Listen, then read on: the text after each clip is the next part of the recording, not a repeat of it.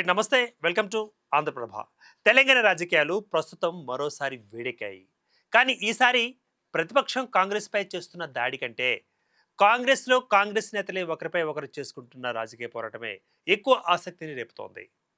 ఒకవైపు సీఎం రేవంత్ రెడ్డి ప్రభుత్వాన్ని నడుపుతున్నారు. మరొక వైపు పార్టీలో సీనియర్ నేతలు తమకు తగిన ప్రాధాన్యం దక్కట్లేదని అసంతృప్తి వ్యక్తం చేస్తున్నారు. ఇంకోవైపు మంత్రులు, ఎమ్మెల్యేల మధ్య ఆధిపత్య పోరు కనిపిస్తోంది. ఇదే సమయంలో మంత్రి కొండా సురేఖ కుటుంబం చుట్టూ మొదలైన వివాదం ఏకంగా ఢిల్లీ దాకా వెళ్ళిపోయింది. తాజాగా కొండా సురేఖ కాంగ్రెస్ అధ్యక్షుడు మల్లికార్జున ఖర్గేతో భేటీ కావడం ఈ వ్యవహారానికి మరింత ప్రాధాన్యతను తెప్పించింది. అయితే అసలు ప్రశ్న ఒకటే: ఇవన్నీ విడివిడిగా జరుగుతున్న సంఘటనలా, లేదా 2028 ఎన్నికలకు ముందు తెలంగాణ కాంగ్రెస్లో ఎవరి ఆధిపత్యం ఉండాలి అనే దానిపై ఇప్పటి నుంచే జరుగుతున్న పెద్ద పవర్ గేమ్లో భాగమా? ఇదే ఇప్పుడు తెలంగాణ రాజకీయాలలో అసలైన చర్చ. కాంగ్రెస్కు ఇప్పుడు అసలు సమస్య ప్రతిపక్షం కాదు. 2023లో కాంగ్రెస్ అధికారంలోకి వచ్చింది. దాదాపు 10 ఏళ్ల తర్వాత తెలంగాణలో అధికారం దక్కింది. అప్పుడు కాంగ్రెస్ ముందు ఒకే లక్ష్యం ఉండేది: కేసీఆర్ను ఓడించాలి అనేది, బీఆర్ఎస్ను అధికారం నుంచి దించాలి అనేది. ఆ లక్ష్యం నెరవేరింది. కానీ అధికారం వచ్చిన తర్వాత పరిస్థితి పూర్తిగా భిన్నంగా మారిపోయింది. ఎన్నికల సమయంలో ఒకే జెండా క్రింద ఉన్న నేతలు ఇప్పుడు ఒక్కొక్కరు తమ రాజకీయ భవిష్యత్తు కోసం లెక్కలు వేసుకుంటున్నారు. ఎవరికెంత పవర్, ఎవరికి ఏ శాఖ, ఎవరికి ఏ పదవి, ఎవరికి వచ్చే ఎన్నికలలో టికెట్, ఎవరికి పార్టీపై ప్రభావం, ఇలాంటి ప్రశ్నలు ఇప్పుడు కాంగ్రెస్లో అంతర్గత రాజకీయాలను నిర్ణయిస్తున్నాయి. అందుకే తెలంగాణ కాంగ్రెస్లో ప్రస్తుత పరిస్థితిని అర్థం చేసుకోవాలంటే ఎవరు రేవంత్కు వ్యతిరేకం అనే ప్రశ్న కంటే, రేవంత్ తర్వాత కాంగ్రెస్లో రెండవ పవర్ సెంటర్ ఎవరు అనే ప్రశ్నను అడగాల్సి వస్తుంది. రేవంత్ రెడ్డి ముందున్న అతిపెద్ద రాజకీయ సవాలు ఇదేనా? ముఖ్యమంత్రిగా రేవంత్ రెడ్డి ప్రభుత్వం మీద నియంత్రణ ఉంది. కానీ కాంగ్రెస్ అనేది ఒకే నాయకుడితో నడిచే పార్టీ అయితే కాదు. ఇది అనేక వర్గాలు, అనేక ప్రాంతాలు, అనేక సామాజిక సమీకరణాలు కలిసిన పార్టీ. సీనియర్ నాయకులు ఉన్నారు, మంత్రులు ఉన్నారు, ఎమ్మెల్యేలు ఉన్నారు, పాత కాంగ్రెస్ నేతలు ఉన్నారు, ఇతర పార్టీల నుంచి కాంగ్రెస్లోకి వచ్చిన నేతలు కూడా ఉన్నారు. వీళ్ళందరి రాజకీయ ప్రయోజనాలు ఒకేలా ఉండవు కదా. ఇక్కడే అసలైన సమస్య మొదలవుతోంది. రేవంత్ రెడ్డి ప్రభుత్వాన్ని తన విధానంలో నడపాలనుకుంటున్నారు. కానీ ప్రతి సీనియర్ నాయకుడు కూడా తన రాజకీయ స్పేస్ను కాపాడుకోవాలని అనుకుంటున్నారు. ఈ రెండు ప్రయోజనాలు ఢీకొన్నప్పుడే అసమ్మతి బయటకు వస్తుంది. కాంగ్రెస్లో అసమ్మతి అనేది ఒక కొండా సురేఖ కుటుంబంతోనే మొదలైంది కాదు. కోమటిరెడ్డి రాజగోపాల్ రెడ్డి కూడా ప్రభుత్వం, పార్టీ నిర్ణయాలు, తనకు నచ్చిన హామీలు వంటి అంశాలపై బహిరంగంగా అసంతృప్తి వ్యక్తం చేసిన సందర్భాలు కూడా ఉన్నాయి. మంత్రి పదవి విషయంలో తనకు హామీ ఇచ్చారని స్వయంగా ఉప ముఖ్యమంత్రి భట్టి విక్రమార్క చెప్పిన సందర్భం కూడా రాజకీయంగా ప్రాధాన్యతను సంతరించుకుంటోంది. ఇంకా యాదాద్రి ఆలయ బోర్డు నియామకాల విషయంలో కూడా రాజగోపాలరెడ్డి ముఖ్యమంత్రి నిర్ణయాలపై అసంతృప్తి వెల్లకెక్కారు. రేవంత్ పై అసంతృప్తి అనేది ఒక్క సామాజిక వర్గానికి సంబంధించిన విషయం కాదు. కాంగ్రెస్ లో విస్తరిస్తున్న పెద్ద అంతర్గత సమస్య. కొండా సురేఖ విషయంలో ఈ అసమ్మతికి కొత్త సామాజిక రాజకీయ కోణాన్ని తీసుకొచ్చింది. కొండా సురేఖ ఎపిసోడ్కు పరకాల సీటు విషయంలో సీఎం రేవంత్ రెడ్డి చేసిన వ్యాఖ్యల తర్వాత కొండా సుస్మిత తీవ్రంగా స్పందించారు. ఆమె చేసిన వ్యాఖ్యలు కేవలం ఒక నియోజకవర్గ టికెట్ వివాదంగా ఆగిపోలేదు. మరి కాంగ్రెస్ లో పాత నాయకుల స్థానం ఏంటి? ఇతర పార్టీల నుంచి వచ్చిన నాయకులకు ఎంత ప్రాధాన్యం? టికెట్ పై తుది నిర్ణయం ఎవరిది అనే ప్రశ్నలను ముందుకు తీసుకొచ్చాయి. సుస్మిత రేవంత్ పై తీవ్ర ఆరోపణలు చేశారు. పార్టీ ఒరిజినల్ కాంగ్రెస్ నాయకుల పరిస్థితిపైన కూడా ప్రశ్నలను లేవనెత్తారు. దీంతో కాంగ్రెస్ క్రమశిక్షణ కమిటీ రంగులోకి వచ్చేసింది. కొండా సురేఖకు వివరణ కోరుతూ నోటీసులు వెళ్ళాయి. ఇక్కడే మరొక ప్రశ్న కూడా మొదలైంది. కుమార్తె చేసిన వ్యాఖ్యలకు తల్లిని రాజకీయంగా భద్రాలను చేయడం ఎంతవరకు సమంజసం అంటూ. అదే సమయంలో పార్టీ క్రమశిక్షణకు సంబంధించిన వ్యవహారాలలో కాంగ్రెస్ ఎలాంటి ప్రమాణాలు పాటించాలి అనేది కూడా చర్చనీయాంశంగా మారిపోయింది. బీసీ వర్సెస్ బీసీ రాజకీయమా అన్న ప్రశ్న అయితే పైకొస్తోంది. ఇక్కడ చాలా జాగ్రత్తగా చూడాల్సిన అంశం ఒకటి ఉంది. కొండా సురేఖ ఒక బీసీ మహిళా నాయకురాలు. పొన్నం ప్రభాకర్ కూడా బీసీ సామాజిక వర్గానికి చెందిన కీలక నాయకుడు. కాంగ్రెస్ లో బీసీ ప్రాతినిధ్యాన్ని పెంచుతామని పార్టీ జాతీయ స్థాయిలో చెబుతున్నమాట. అలాంటి సమయంలో రాష్ట్రంలో బీసీ నాయకులు అంతర్గత రాజకీయ ఒత్తిళ్లను ఎదుర్కొంటున్నారు అనే చర్చ రావడం సహజంగానే రాజకీయ ప్రాధాన్యతను పొందుతుంది. బీసీ నేతలనే రేవంత్ టార్గెట్ చేస్తున్నారు అని తేల్చి చెప్పడానికి ప్రస్తుతం బహిరంగంగా ఏ ఆధారము లేదు. రాజకీయంగా బలమైన బీసీ నాయకులు తమ ప్రాంతాలలో ప్రత్యేకమైన ప్రభావాన్ని కలిగి ఉంటారు అన్నది అందరికీ తెలిసిందే. వారి రాజకీయ భవిష్యత్తు, వారి నియోజకవర్గాలలో వారసత్వ రాజకీయాలు, టికెట్పై ఆశలు ఇవన్నీ రేవంత్ నాయకత్వంతో సహజంగానే ఒక దశలో ఒక దిశలో ఢీకొనే ఛాన్స్ ఉంది. 2028 అసెంబ్లీ ఎన్నికలకు ఇంకా బోలెడంత టైం ఉంది. ఇప్పటి నుంచే కొన్ని నియోజకవర్గాలలో అభ్యర్థిత్వంపై చర్చలు షురూ అయ్యాయి. ఇది సాధారణ విషయం కాదు. ఎందుకంటే టికెట్ అంటే కేవలం ఎన్నికలలో పోటీ చేసే అవకాశం అయితే కాదు కదా. టికెట్ అంటే ఒక నియోజకవర్గంలో రాజకీయ భవిష్యత్తుకు ఇచ్చే హామీ. ఒక నాయకుడికి టికెట్పై ముందస్తు సంకేతం ఇస్తే ఆ నియోజకవర్గంలో ఉన్న ఆశావహులకు రాజకీయంగా సందేశం వెళ్ళిపోతుంది.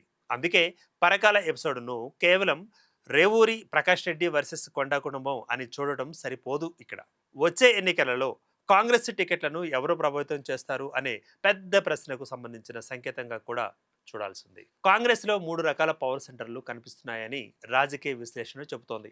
ముఖ్యమంత్రి రేవంత్ రెడ్డి చుట్టూ ఉన్న అధికార కేంద్రం, ప్రభుత్వ నిర్ణయాలు, పరిపాలన, పార్టీపై సమన్వయం ఇవన్నీ ముఖ్యమంత్రి చుట్టూ తిరుగుతున్నాయి. రెండవది, సీనియర్ కాంగ్రెస్ నాయకుల వర్గం. ఎన్నో ఏళ్లుగా పార్టీ కోసం పనిచేసిన నాయకులు తమకు తగిన ప్రాధాన్యం ఇవ్వాలని కోరుకుంటున్నారు. మూడవది, ప్రాంతీయంగా బలమైన కుటుంబాలు, సామాజిక నాయకత్వాలు. కొండా కుటుంబం వంటి రాజకీయ కుటుంబాలు తమ ప్రాంతీయ ప్రభావాన్ని కొనసాగించాలని చూస్తున్నాయి. ఈ 3 శక్తుల మధ్య సమన్వయం కుదిరితే కాంగ్రెస్ ఖచ్చితంగా బలపడుతుంది. ఢీకుంటే అది కాంగ్రెస్కు లోపల నుంచే ప్రమాదంగా మారుతుంది. మరి హైకమాండ్ ఎక్కడ ఉంది? ఇదే ఈ మొత్తం కథలో ఎపిసోడ్లో అత్యంత కీలకమైన భాగం, అత్యంత కీలకమైన ప్రశ్న కూడాను. కాంగ్రెస్లో వివాదం ముదిరినప్పుడల్లా చివరకు చూపు ఢిల్లీ వైపే ఉంటుంది. ఎందుకంటే తెలంగాణ కాంగ్రెస్లో ఎవరిని మంత్రిగా ఉంచాలి, ఎవరిపై చర్యలు తీసుకోవాలి, పార్టీలో వివాదాలను ఎలా పరిష్కరించాలి, ఇలాంటి విషయాలలో హైకమాండ్ పాత్ర చాలా కీలకంగా ఉంటుంది. ఇప్పుడు కొండా సురేఖ స్వయంగా కాంగ్రెస్ అధ్యక్షుడు మల్లికార్జున ఖర్గేను కలవడం ఈ వ్యవహారానికి కొత్త మలుపునిచ్చింది.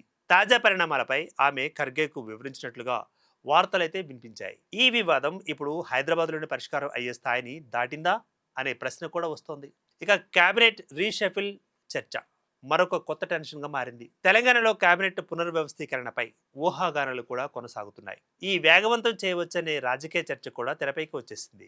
ఎవరికి కొత్త బాధ్యత అనే ప్రశ్నలు సహజంగానే ముందుకు వస్తాయి. తన రాజకీయ భవిష్యత్తును రక్షించుకోవడానికి ప్రయత్నించే అవకాశం ఉంటుంది. అందుకే ఇప్పుడు కాంగ్రెస్లో కనిపిస్తున్న ప్రతి వివాదాన్ని కేవలం వ్యక్తిగత గొడవగా చూడడం తప్పు.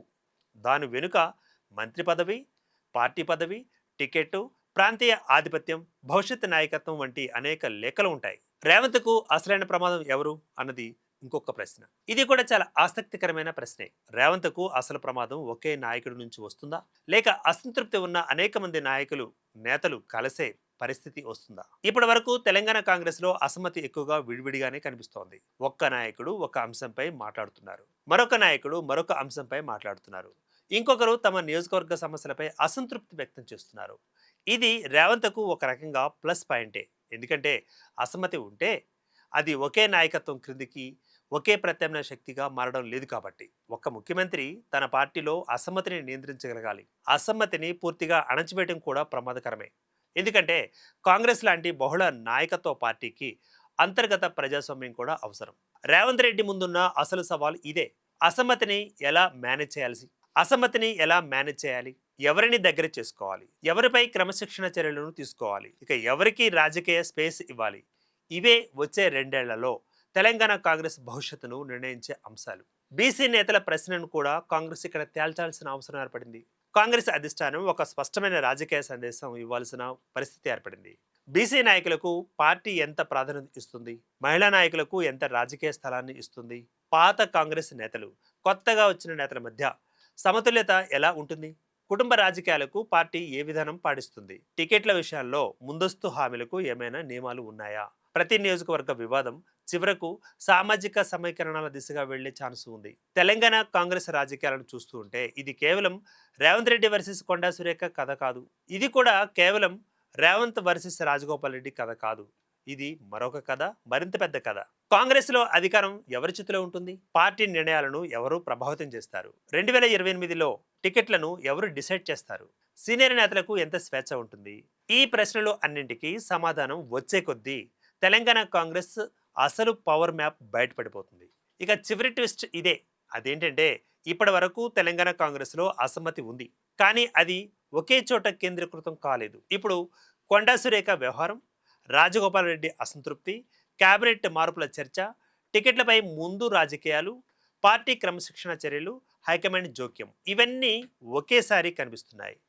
అందుకే అసలైన ప్రశ్న ఏంటంటే రేవంత్ రెడ్డి కుర్చీకి ప్రమాదం ఉందా అనేది. అందుకే అసలైన ప్రశ్న ఏంటంటే రేవంత్ రెడ్డి కుర్చీకి ప్రమాదం ఉందా అనేది కాదు.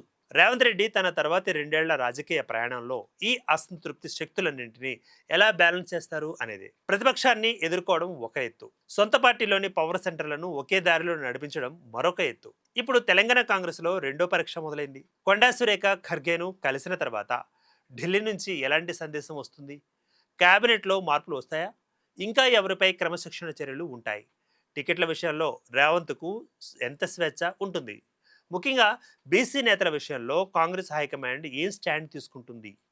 ఈ ప్రశ్నలకు వచ్చే సమాధానాలే తెలంగాణ కాంగ్రెస్లో రాబోయే పవర్ గేమ్కు అసలైన దశను నిర్దేశించబోతున్నాయి. ఈ రాజకీయ చదరంగంలో చివరికి చెక్ పెట్టేది ఎవరు, చెక్ మేట్ అయ్యేది ఎవరు అన్నది మనం వేచి చూద్దాం. Keep watching Andhraprabha.